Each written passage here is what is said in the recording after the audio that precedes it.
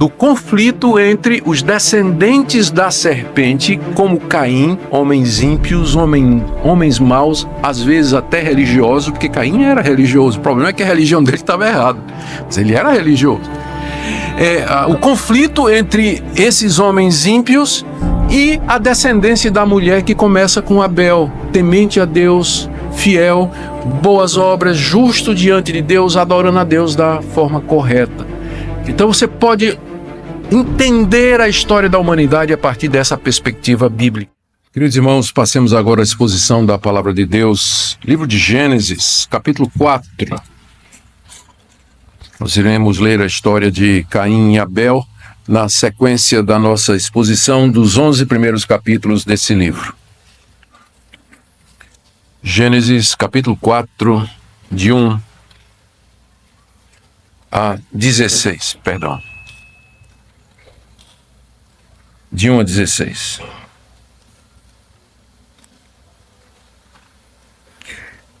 Ouçamos a leitura. Adão teve relações com Eva, sua mulher. Ela ficou grávida e deu à luz Caim. Então ela disse: adquiri um varão com o auxílio do Senhor. Depois deu à luz Abel, irmão de Caim. Abel foi pastor de ovelhas e Caim foi agricultor. Aconteceu que, ao fim de um tempo, Caim trouxe do fruto da terra uma oferta ao Senhor. Abel, por sua vez, trouxe das primícias do seu rebanho e da gordura deste. O Senhor se agradou de Abel e de sua oferta, mas de Caim e de sua oferta não se agradou. Caim ficou muito irritado e fechou a cara.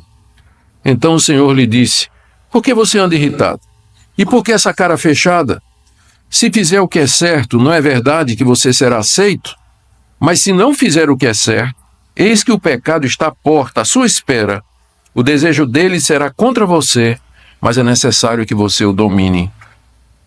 Caim disse a Abel, seu irmão: vamos ao campo. Estando eles no campo, Caim se levantou contra Abel, seu irmão, e o matou. O Senhor disse a Caim: onde está Abel, teu irmão? Ele respondeu: não sei. Por acaso sou o guardador do meu irmão?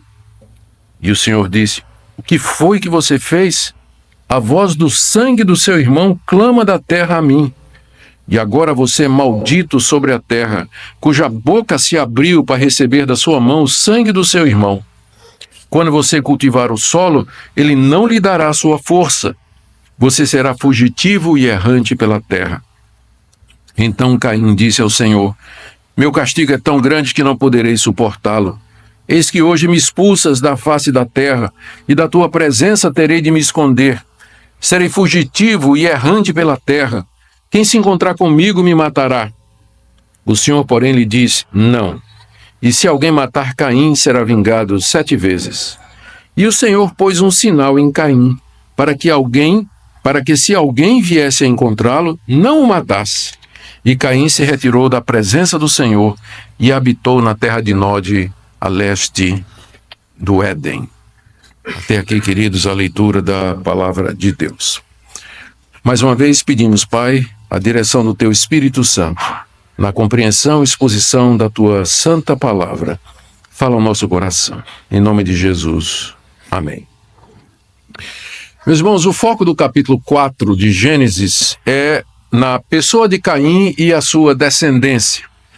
O objetivo de Moisés em registrar essa história que nós acabamos de ler é mostrar a bifurcação que aconteceu na humanidade logo após a queda do homem e sua expulsão do jardim.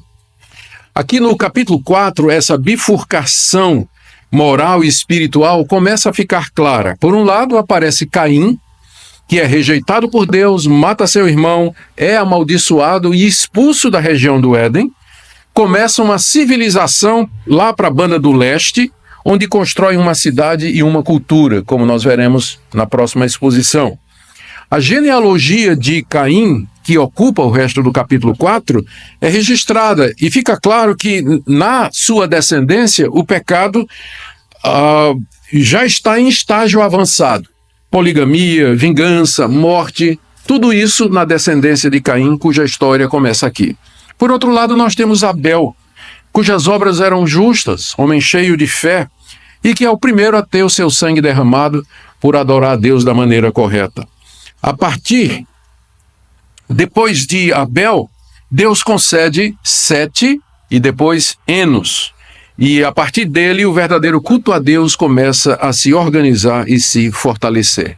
Caim representa claramente a serpente, a descendência da serpente, mencionada lá em Gênesis 3,15, conforme vimos na mensagem anterior, quando Deus disse à serpente que viria um descendente da mulher, a descendência da mulher, que esmagaria a sua cabeça, enquanto que ela picaria o calcanhar. Isso porque Deus colocaria inimizade entre a descendência da mulher e a descendência da serpente. E essa inimizade começa a aparecer aqui, representada por Caim, que é o descendente da serpente, e Abel, que é o descendente da mulher, a linha piedosa daqueles que haveriam de servir a Deus. Hoje nós veremos a parte inicial do capítulo 4, que conta a tragédia envolvendo esses dois irmãos. São 4 incidentes narrados por Moisés aqui, que eu queria expor e que vocês acompanhem com a sua Bíblia em oração, porque nós temos muita coisa para cobrir aqui, muito assunto e muitos temas da mais alta relevância para a nossa fé. Primeiro, o nascimento de Caim e Abel, versos 1 e 2. Diz aí o verso 1, que Adão teve relações com Eva, a sua mulher. Literalmente no hebraico, Adão conheceu a Eva, sua mulher. Esse era o termo que era usado no Antigo Testamento para se referir às relações sexuais. E mostra que a Bíblia ela é muito cuidadosa na escolha de palavras. Ela procura não despertar a imaginação. Ela usa aquilo que a gente chama de eufemismos com frequência. Então, ter relações sexuais, que a nossa tradução simplesmente traduziu assim, não é? Hoje em dia isso não é tanto, mas naquela época havia um certo recato com a linguagem, então usava-se o termo conhecer, até porque é o que significa, é um conhecimento mais íntimo da pessoa. Então, Adão conheceu, teve relações com Eva, a sua mulher. Nós vamos chegar lá no capítulo 5, verso 4, onde está dito que Adão e Eva tiveram filhos e filhas. Filhos e filhas. Imagina que Adão viveu 930 anos, não é? Então, quantos filhos e filhas ele não teve? Ao que parece, Caim e Abel foram os primeiros filhos. O texto vai nessa direção.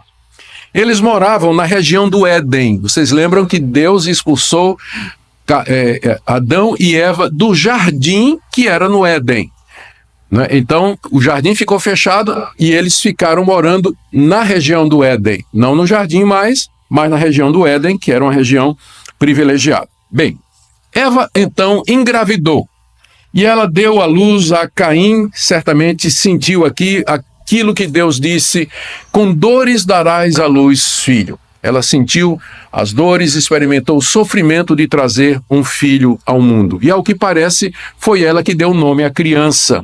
Ela ficou grávida e deu à luz Caim. Então ela disse: adquiri um varão com o auxílio do Senhor. Caim, em hebraico, soa muito parecido com o verbo adquirir.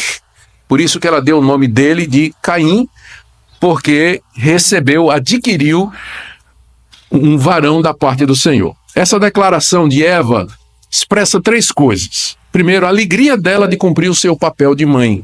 Lembra que Adão colocou o nome dela, de Eva, dizendo: você vai ser a mãe de todos os viventes? Então aqui Eva começa a cumprir o seu papel e ela está feliz com isso, que apesar do pecado, ela continua a cumprir esse papel que Deus lhe deu.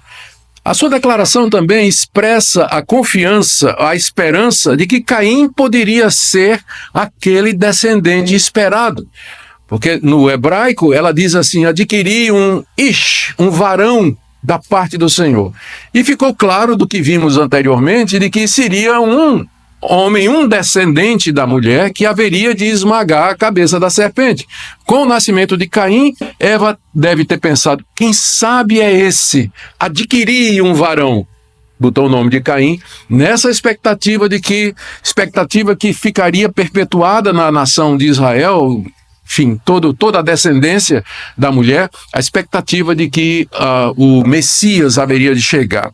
E terceiro, essa declaração expressa a dependência que Eva tinha de Deus. Às vezes o pessoal pergunta, será que Adão foi salvo? Eva foi salva? E tudo indica que sim. Ela não teria colocado esse nome no filho se ela não tivesse... essa declaração que ela fez não faria sentido se ela não confiasse em Deus. Adquirir um varão com o auxílio do Senhor. Eva agora não quer mais ser autônoma. Ela aprendeu que viver sem Deus não dá. Querer o conhecimento e querer ser dona da sua própria vida só trouxe miséria e desgraça. Ela agora aprende que o que quer que seja que ela tem que vir do Senhor. Adquirir um filho com o auxílio do Senhor. Você percebe a mudança de atitude já no coração aqui de Eva. E o texto diz que ela deu à luz a Abel, irmão de Caim. No original pode ser traduzido assim, e continuou e deu à luz a Abel. Daí o próprio João Calvino, interpretando esse texto, diz que os dois eram gêmeos. Acha que eles eram gêmeos.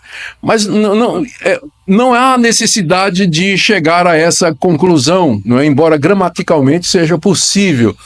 Mas não há nada no texto que indique isso. O fato é que simplesmente está dizendo, ela teve Caim, né? E na sequência, no tempo normal, o próximo filho se chamava Abel, que significa sopro, aquilo que passa rapidamente.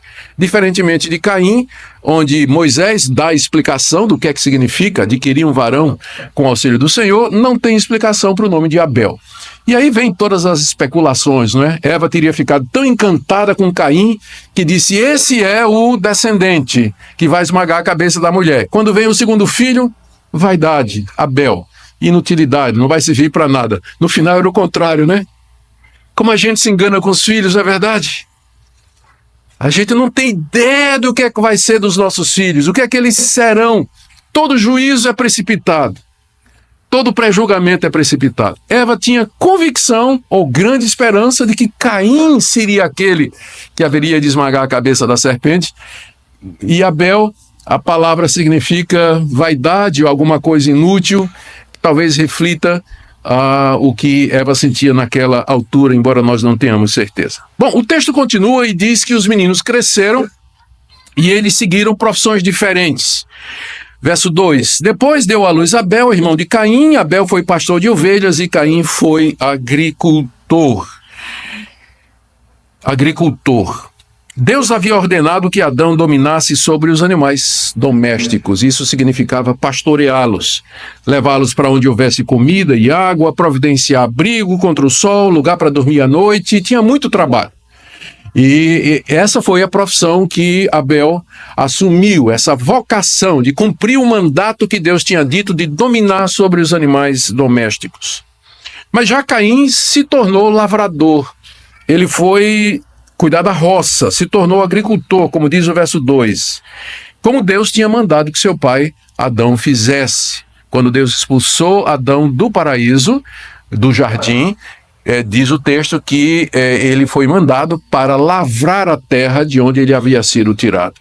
E Caim aprendeu a profissão com o seu pai. O que a gente pode perceber aqui é que a descendência do homem, ela está seguindo um mandato cultural. Os filhos de Adão e Eva estão seguindo aquilo que Deus havia dito ao primeiro casal, de dominar a terra, ocupá-la completamente, aprender dela e dela tirar o seu sustento. Isso a gente chama de mandato cultural. Eles deveriam formar uma família, uma sociedade, criar uma cultura, explorar as riquezas do mundo que Deus criou para eles, ciência, usar esses recursos para o bem da humanidade, tecnologia, da terra tirar o sustento. Agricultura e pecuária foram as duas primeiras profissões que aparecem na Bíblia. Então essa é a primeira parte, o relato do nascimento de Caim e Abel e como os dois seguiram caminhos diferentes e as expectativas diferentes dos seus pais com relação a eles. O segundo episódio que Moisés registra, está aí do verso 3 a 7, é aquele momento em que os dois irmãos trazem ofertas para Deus. Isso ocorreu ao fim de certo tempo, veja o verso 3. Aconteceu que, ao fim de um certo tempo, Caim trouxe do fruto da terra uma oferta ao Senhor. Ninguém sabe o que é que Moisés quis dizer com isso. Que tempo é esse? Quando os meninos cresceram? Quando chegou o tempo da colheita? Ou quando passou a semana e chegou o sábado, que era provavelmente o dia em que se fazia o culto a Deus? Já era conhecido o sábado desde o Jardim do Éden?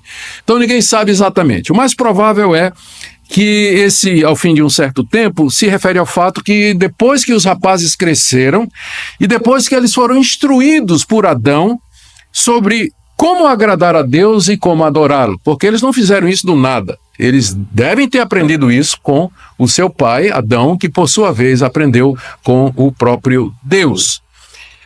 E aí então, no tempo certo, os dois irmãos trouxeram suas ofertas a Deus, provavelmente pela primeira vez.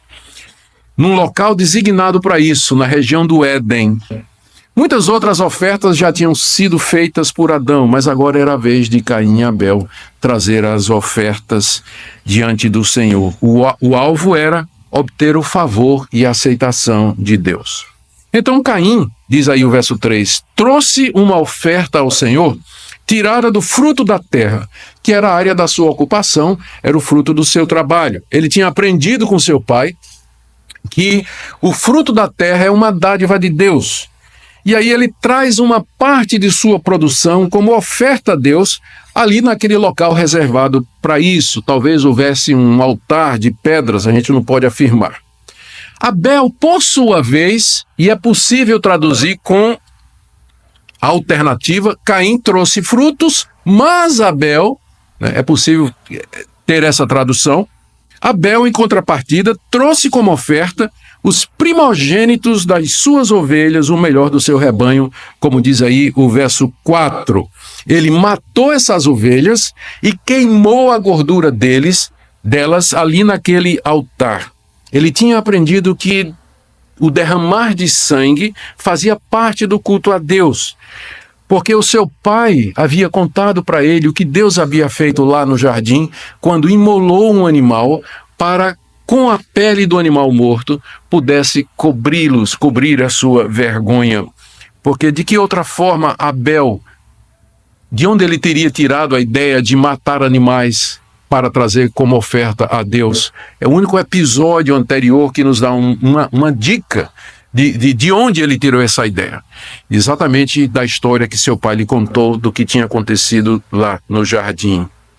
E então Abel oferece pela fé aqueles animais imolados, fé nas promessas de Deus, fé que ele havia aprendido com seu pai. Muito tempo depois, quando Deus vai se revelar a Israel, ele vai estabelecer leis para o culto, que vai incluir exatamente o sacrifício dos melhores animais, a queima da gordura e também ofertas de cereais e do fruto da terra, como Caim trouxe.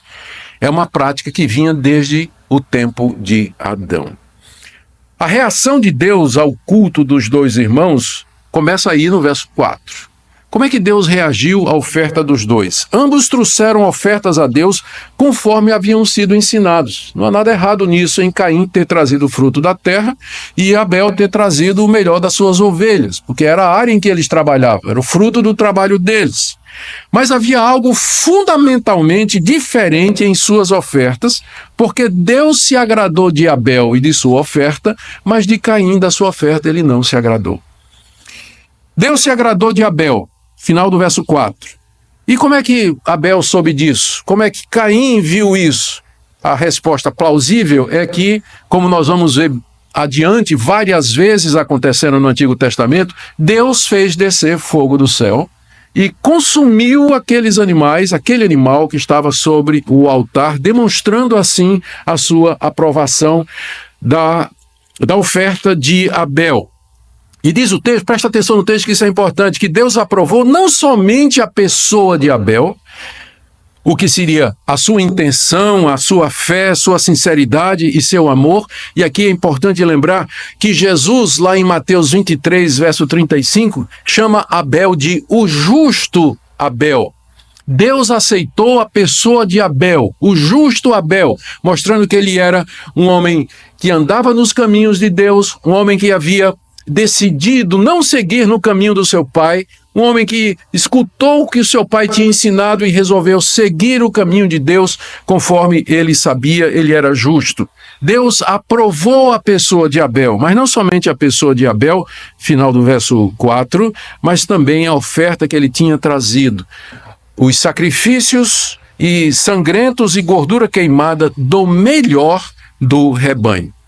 E aqui começa o contraste, aqui começa a bifurcação. Deus não se agradou nem de Caim e nem da oferta que Caim tinha trazido. Não manifestou qualquer reação visível na aceitação, como por exemplo descer fogo do céu. Caim viu Abel trazer o sacrifício, o fogo desceu e consumiu. Caim disse, agora é minha vez. Ele trouxe o cesto de frutos, colocou no altar.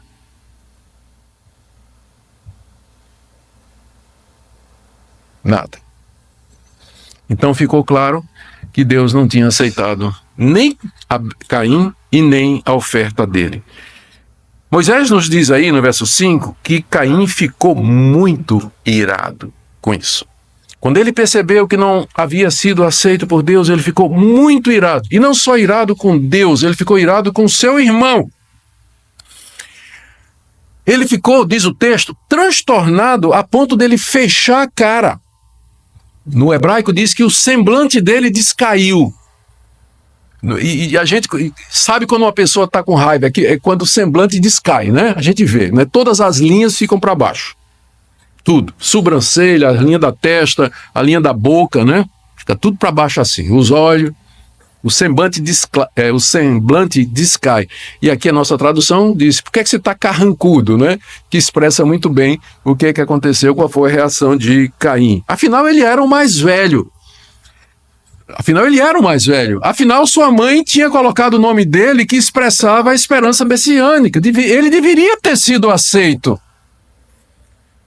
O coração de Caim, entretanto, já era inclinado ao mal e agora começa a se encher de ódio contra Deus e contra o seu irmão.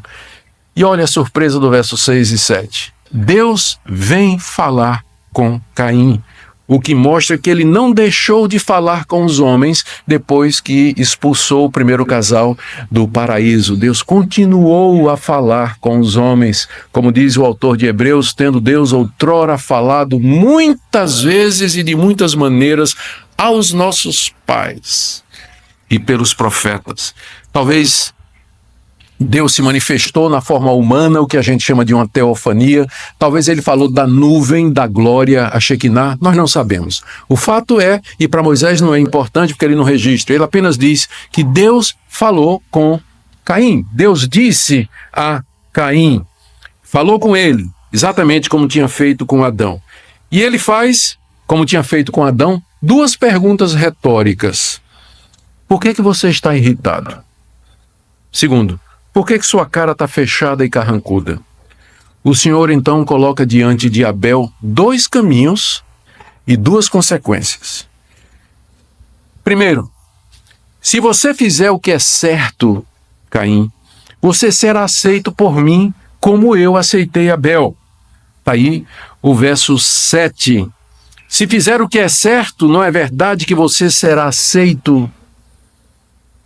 Se ele tivesse trazido os primeiros e melhores frutos da sua colheita, como Abel trouxe os primeiros e melhores animais do seu rebanho, Deus teria aceitado. Era nisso em que ele havia procedido mal, cultuar a Deus como queria.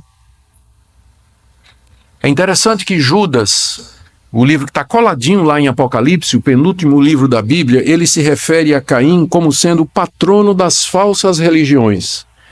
Se referindo aos falsos mestres que ele ataca na sua carta, Judas, ele diz que esses falsos mestres seguiram o caminho de Caim. Qual foi o caminho de Caim? E qual a relação com os falsos mestres? Caim foi o primeiro a inventar uma religião, uma maneira de cultuar a Deus que Deus não tinha ensinado. Ele devia ter aprendido do seu pai, o que seu pai ensinou, que nós temos que dar o melhor, como Abel fez. Abel não só trouxe ovelha para matar, mas ele trouxe as primícias do seu rebanho. Essa é a diferença que há entre os dois textos. porque não estava errado trazer fruto. Porque algumas pessoas acham que o problema foi esse, que ele trouxe fruto, quando devia trazer só sangue. Não! No Antigo Testamento havia inclusive oferta de cereais, oferta do fruto da terra, era oferta de gratidão, enquanto que a oferta de animais era o holocausto, que era queimado no altar. O problema não era o que foi trazido, o problema é a qualidade do que foi trazido. Abel trouxe o melhor do seu rebanho. Mas diz aqui que Caim tomou o fruto da terra. Colocou numa cesta o que ele achou e levou. Se você fizer o que é certo, você não vai ser aceito por mim?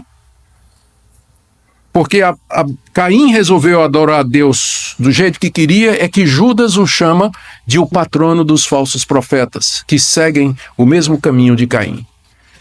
Segundo, quando Deus diz assim, se você fizer o que é certo, você não será aceito, quer dizer, se você emendar os seus caminhos maus, eu aceitarei as suas ofertas como aceitei do seu irmão Abel, que é justo.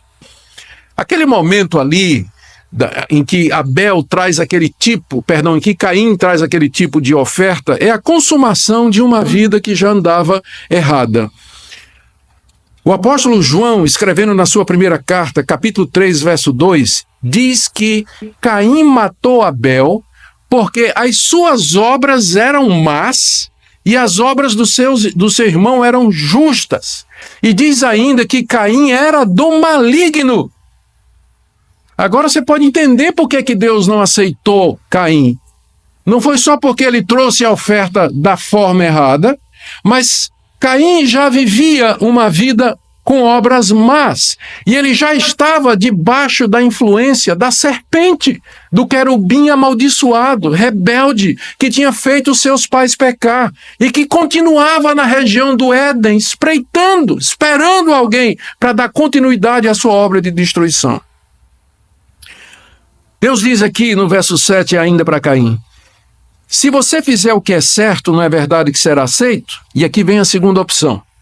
Mas se não fizer o que é certo, se você não se arrepender, se você não mudar a sua atitude, se você não abandonar esse ódio que está no seu coração contra mim e contra seu irmão, se você não fizer o que é certo, eis que o pecado está à porta à sua espera. O pecado que já está no seu coração, ele está do lado de fora, como alguém que está batendo na porta e esperando. Essa figura aqui, o verbo que é usado aqui para esperar é usado às vezes na língua hebraica para um animal feroz que está no seu covil, todo armado, acuado, esperando a oportunidade de atacar qualquer pessoa que passe. Será que é uma referência à serpente? O pecado está à porta, como um animal de espreita, só esperando você dar chance.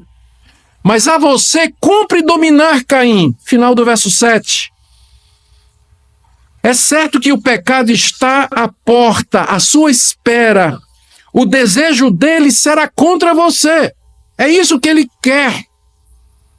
O desejo, a intenção do pecado, é a primeira vez que a palavra pecado aparece no texto hebraico, né? E aqui é personificado como se fosse um animal à espreita. O pecado está esperando na porta para dominar você. O desejo dele é dominar você, mas é necessário que você o domine, Caim. Não deixe essa ira do seu coração virar em desejos assassinos. Não deixa que a mágoa contra o seu irmão, a mágoa contra Deus se desenvolva em algo pior. O pecado está à porta, está só esperando uma oportunidade. Que exortação atual, não é verdade? Grandes pecados, eles sempre têm pequenos começos. Adultérios começam com simples olhada para mulheres onde você não devia pôr o rosto, ou em homens onde você nunca devia colocar seus olhos. Adultérios começam com pequenas coisas. A pessoa que é corrupta, desonesta, ela começou na escola roubando o lápis do coleguinha. O pecado está à porta, à espreita, mas cumpre que você o domine, porque senão ele vai entrar e vai se apossar de você. Se Caim não fizesse o que era certo, tudo isso haveria de vir. E do verso 8 a 10, que é a terceira parte do texto, nós temos mais uma para terminar, a gente vê com tristeza a escolha de Caim. Exatamente, a história se repete. A história de Caim é a história de Adão e Eva. Muito parecido. Escolha, consequências, não obedecer a Deus, escolhas erradas, expulsão do paraíso, como Caim vai ser expulso da região do Éden. Para mostrar o quê? Como o pecado se alastrou pela descendência de Adão. E a história de Adão e Eva é a nossa, a história de Caim e Abel é a nossa. Até que viesse o descendente da mulher, para que pudesse nos livrar da inclinação do nosso coração. De 8 a 10 a gente vê horrorizado que Caim optou por não ouvir a voz de Deus e ele mata seu irmão. A advertência de Deus não foi recebida por Caim. Aqui nós vemos a natureza que ele herdou dos seus pais, o pecado que ele herdou dos seus pais, se manifestando de maneira clara. Ele endureceu o coração, apesar da advertência bondosa de Deus. Ele endureceu o seu coração, não ouviu a voz do Senhor, e aquilo que era uma mágoa, um ciúme, agora tornou-se uma intenção homicida. Ele decidiu no seu coração que ele haveria de matar o seu irmão. E aqui o querubim amaldiçoado, a maldita serpente, planeja destruir a descendência da mulher, Abel. No verso 8, nós lemos, então, Caim disse a Abel, seu irmão, vamos ao campo. Porque lembrem, eles não estavam sós, não é? A gente às vezes lê esse texto e pensa que só tinha os dois. Se tivesse os dois, por que dizer vamos para o campo? Num local isolado, longe, onde ninguém vai ver o que vai acontecer, não é? Então, claro, quando isso aconteceu, já havia muita gente na terra. Vou tocar nisso daqui a pouco. Então, vamos para o campo. Vamos para o campo. Veja que Caim procede aqui com malícia. Ele premeditou a morte de Abel. Não foi alguma coisa que ele fez assim, de supetão, no momento de ira, mas ele planejou como mataria o seu irmão. Iludiu o irmão, levou para o campo, movido de invejas e ciúmes contra ele, debaixo da influência de Satanás, a quem ele pertencia, e usando de disfarçatez e malícia, diz para o seu irmão, deixa eu te mostrar lá a minha lavoura, minha roça deu uns frutos bonitos, vamos lá no campo, eu quero te mostrar alguma coisa. E Abel de nada desconfia. O santo Abel, o justo Abel, temente a Deus, de nada desconfia. Como poderia desconfiar? Ele não fez intencionalmente, ele não queria provocar isso no seu irmão. Não era a intenção dele. O que ele fez foi para servir a Deus. Mas às vezes acontece que as nossas melhores boas intenções, elas são interpretadas de uma maneira odiosa por aqueles que têm inveja, por aqueles que têm ciúmes e por aqueles que eles mesmos não têm comunhão com Deus. E é o que aconteceu aqui. Abel de nada desconfiou. E aí, a sós no campo, longe da vista de todos, o texto diz que Caim se levantou contra seu irmão e o matou. Feriu Abel a ponto do seu sangue ser derramado na terra. Talvez com um pedaço de madeira, talvez com alguma coisa cortante, talvez com uma pedra na cabeça. O fato é que derramou o sangue de Abel, o matou de forma sangrenta. E aqui nós temos o primeiro homicídio da história humana, que na verdade foi um fratricídio. Aqui fica claro como o pecado havia se espalhado de Adão e Eva e atingiu a sua descendência. E é a primeira manifestação concreta desse conflito entre os descendentes da serpente e os descendentes da mulher. Verso 9 e 10 mostra o nosso surpreendente Deus. Lá vem Deus de novo procurar Caim. Se você fosse Deus, ou se eu fosse Deus, a gente tinha já mandado descer fogo do céu, não para consumir o sacrifício de Caim, mas para consumir Caim. Mas o nosso Deus, lá vem ele de novo. Lá vem ele de novo. Amor que não deixa ir embora o pecador, que não desiste do pecador. Lá vem ele atrás de Caim. E de novo, duas perguntas, ambas retóricas, visando despertar Caim para a gravidade do que ele tinha feito. A primeira está aí no verso 9. O Senhor disse a Caim, onde está Abel, o seu irmão? É claro que Deus sabia o que tinha acontecido, mas ele quer despertar a consciência de Caim. Onde está Abel, o seu irmão? E a ênfase da pergunta está no teu irmão. Onde está Abel? Poderia parar aí, não é? E Deus acrescenta, teu irmão. Como que dizendo, perceba o que você fez, você matou, não foi qualquer outra pessoa, você matou o seu próprio irmão. Onde está Abel? O teu irmão. E a resposta hipócrita e sarcástica de Caim revela o estado de pecado avançado no seu coração. Na verdade, é uma resposta mais dura do que aquela que Adão e Eva deram a Deus, quando Deus veio fazendo a mesma pergunta. Foi o que vocês fizeram. Aqui você não vê consciência de pecado, aqui você não vê quebrantamento, o que você vê é uma mentira deslavada. Não sei. Não sei. Deus perguntou, onde está Abel, teu irmão? Não sei. E aí então vem o sarcasmo que coloca a culpa em Deus. O senhor devia perguntar a quem o senhor colocou como responsável, guarda ou tutor de Abel. Que eu me lembre, o senhor nunca me colocou como responsável pelo meu irmão, não. Por que o senhor não pergunta à pessoa que o senhor deixou para guardar Abel? Ele deve saber, não tem a menor ideia. Você percebe a hipocrisia, você percebe o sarcasmo, você percebe a invertida, querendo responsabilizar Deus. O senhor não cuidou direito de Abel? Por que o senhor vem perguntar a mim? Era o senhor que devia cuidar dele.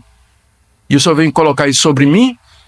A hipocrisia e a ironia do coração desse homem de Caim. A segunda pergunta, então, do verso 10, já revela o ultraje de Deus. E o Senhor disse, o que foi que você fez?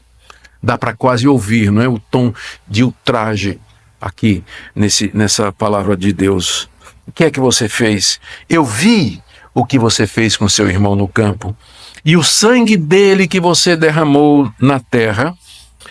Está aí no final do verso 10. A voz do sangue do seu irmão clama da terra a mim. O sangue que você derramou na terra está gritando e pedindo vingança. Está gritando e pedindo vingança. E aqui nós chegamos na última parte do relato de 11 a 16, o castigo de Deus sobre Caim. São 3 castigos. Primeiro, Deus amaldiçoa Caim sobre a terra, verso 11. Agora você é maldito sobre a terra, cuja boca se abriu para receber da sua mão o sangue do seu irmão. Aquela terra que bebeu o sangue que você derramou, ela vai ser maldita. Você é maldito. É a primeira vez que um ser humano é amaldiçoado depois da queda. Na queda, Deus amaldiçoa a serpente e amaldiçoa a terra, mas não amaldiçoou Caim e nem Abel. Caim se torna o primeiro maldito juntamente com a serpente que ele havia seguido. Segundo, Deus torna estéril e improdutivo o solo que Caim plantar. Verso 12, quando você cultivar o solo, ele não lhe dará sua força. Você será fugitivo e errante pela terra, que é o terceiro castigo. Deus condena Caim a se tornar um andarilho pelo mundo.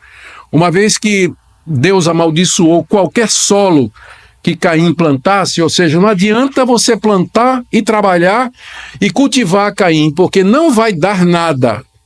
O resultado era que, uma vez que a roça é o que prende o homem na terra, ele então só restava ser um andarilho, errante pela terra. Ele ia viver do que ele encontrasse, andando sem ter um lugar fixo. Essa era a ideia, em primeiro lugar. E por quê? Porque Deus vai expulsá-lo da região do Éden, e ele viveria fugindo de Deus e dos outros, com medo do castigo, acossado por sua consciência de ter matado o seu próprio irmão, sem rumo diante daquela terra perdida, imensa diante dele. No verso 13, a gente lê a reação de Caim. A gente esperaria, talvez, né, a última esperança é que, diante da severidade do castigo que Deus colocou nele, que Caim se quebrantasse. Caim visse a seriedade do que ele fez, talvez pudesse clamar por misericórdia a esse Deus que já mostrou disposição em ouvi-lo, em não abandoná-lo. Mas o quê? A resposta é de vitimização. Caim se faz de vítima. Tão típico, não é? Caim é o patrono dos mimimi. é o patrono. Então isso que o pessoal faz hoje, né, é tão velho como Caim. A reação de Caim foi que Deus estava sendo injusto e que o castigo dele era pesado demais. Verso 13, Caim disse ao Senhor: meu castigo é tão grande que não poderei suportá-lo. O Senhor exagerou, está desproporcional esse castigo que o Senhor está dando sobre mim. Ele reclamou que ele não conseguiria viver daquela forma. Eis que hoje me expulsas da face da terra, e da tua presença terei de me esconder, serei fugitivo e errante pela terra. Aqui ele reclama da expulsão da presença de Deus. Ele seria expulso por Deus daquela região do Éden, onde o clã de Adão havia se instalado, onde se oferecia sacrifícios a Deus e onde ofertas a Deus e onde a verdadeira religião estava sendo ensinada. Agora Deus estava expulsando, primeiro já tinha expulsado Adão do paraíso, do jardim que estava no Éden. Agora ele expulsa o filho de Adão do Éden, da região do Éden, para que ele fosse peregrino e errante, fugitivo pela terra. É isso que ele diz aqui: tu me expulsas da tua presença. Deus está em todo lugar, então só pode se referir ao local onde Deus se manifestava durante os cultos, que era aquele altar, aquela região onde as ofertas eram feitas e o fogo descia e consumia tudo. E aí ele reclama, continua no verso 14, no final do verso 14, quem se encontrar comigo me matará. Ele diz assim: o Senhor colocou um alvo nas minhas costas. Eu sou um homem marcado agora, porque pelo menos enquanto eu estou aqui, eu estaria protegido, estaria com minha família, mas agora o Senhor me expulsa da minha terra, da minha roça, e eu vou vagar pelo mundo, né, com um alvo nas costas. Quem me encontrar vai me matar. É preciso aqui explicar de quem é que Caim tinha medo, porque geralmente as pessoas leem esse texto e pensam que só tinha Adão e Eva, Caim e Abel, né?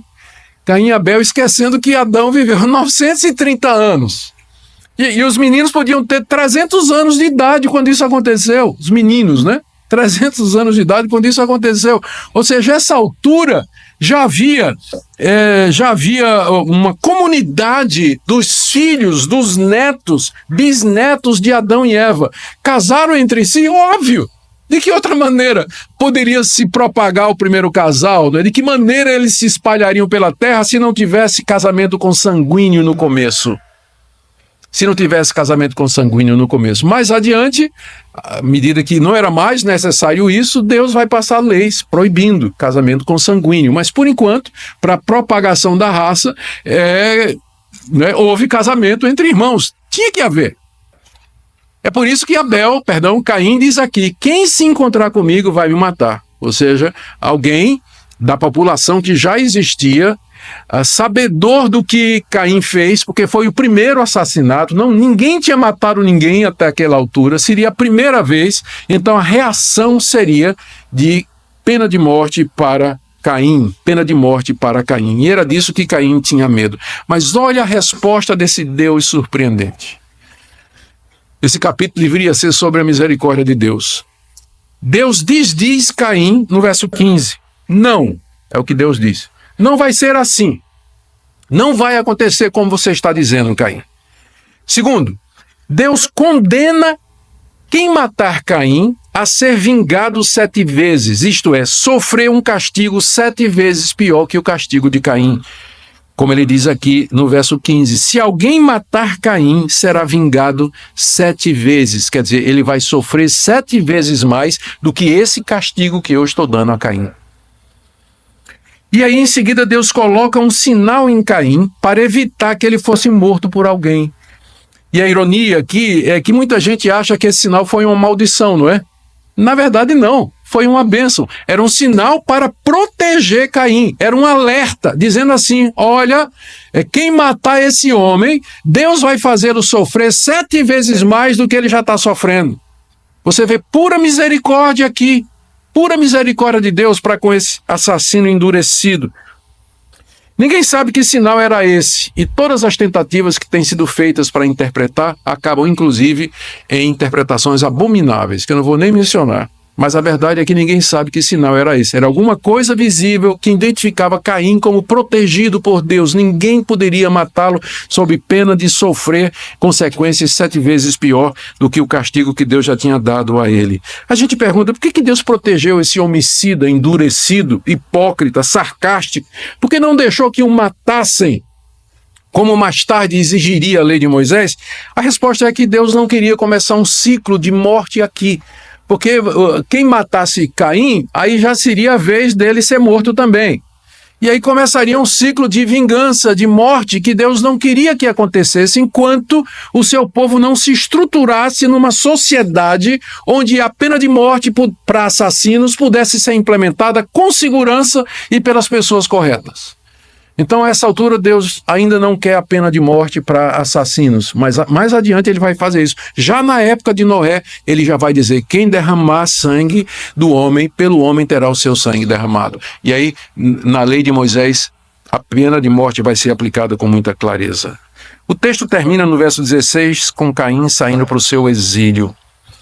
Caim se retirou da presença do Senhor. Mais uma vez, Deus está em todo lugar. Retirar-se da presença do Senhor significa sair daquele lugar onde Deus manifestava a sua presença, que só pode ser aquele local de culto lá no Éden, onde os irmãos tinham trazido, ou traziam, e outros traziam as suas ofertas para oferecer a Deus. Caim é como que expulso da igreja, né? Ele é expulso da comunidade de fé, ele é expulso ali daquele local onde a verdadeira religião estava sendo ensinada. Ele se desliga de Deus, se desliga dos seus pais e parentes, e diz o texto que ele foi habitar numa terra chamada Nod, ao lado direito do Éden, do Oriente, o lado, a banda onde o sol nasce. E a palavra Nod em hebraico significa peregrinação, andança sem rumo. Próxima mensagem, se Deus quiser, nós vamos ver como Caim se estabelece naquela terra, constrói uma cidade, a primeira cidade construída foi por Caim, e os pecados que vieram na sua descendência e também as conquistas. Vamos terminar perguntando o que é que Moisés queria ensinar aos israelitas com tudo isso e o que é que nós podemos aprender desse texto. Primeiro, Moisés queria mostrar o início do conflito entre a descendência da mulher e da serpente, conforme está relatado no capítulo 3, verso 15. Porém, inimizade entre ti e a mulher, entre a tua descendente e o seu descendente.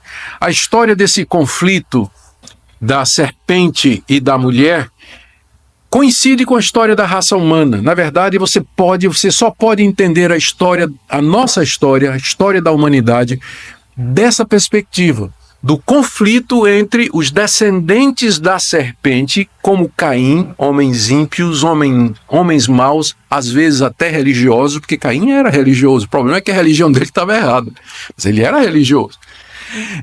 O conflito entre esses homens ímpios e a descendência da mulher, que começa com Abel, temente a Deus, fiel, boas obras, justo diante de Deus, adorando a Deus da forma correta.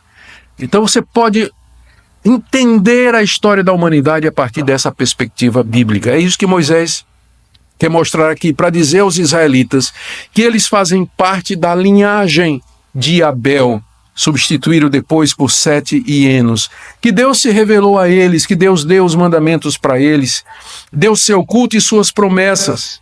Eles estavam prestes a entrar na terra prometida e os descendentes da serpente estariam lá.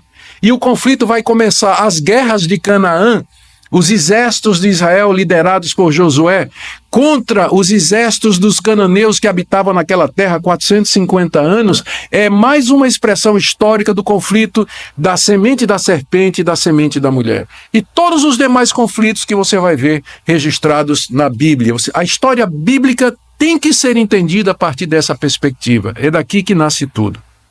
É isso que Moisés queria deixar claro para os israelitas, para que eles entendessem a história. Segundo, Moisés quer mostrar a essência do culto verdadeiro a Deus. Como eu disse, os israelitas tinham passado 400 anos lá no Egito aprendendo coisas erradas sobre Deus, deuses e culto. Iam entrar numa terra onde deuses eram adorados das maneiras mais absurdas, inclusive com o sacrifício dos filhos. Mas agora Moisés começa a mostrar como é que se adora a Deus. Primeiro, de acordo com as instruções dele. Não vai fazer como Caim, inventar uma forma de adorar a Deus. Tem que ter sangue derramado no culto feito a Deus. Nós temos que entregar a Deus do nosso melhor e não somente qualquer coisa. O nosso culto tem que proceder de uma vida reta e santa. Caim era justo e as obras de... Abel era justo e as obras de Caim eram más.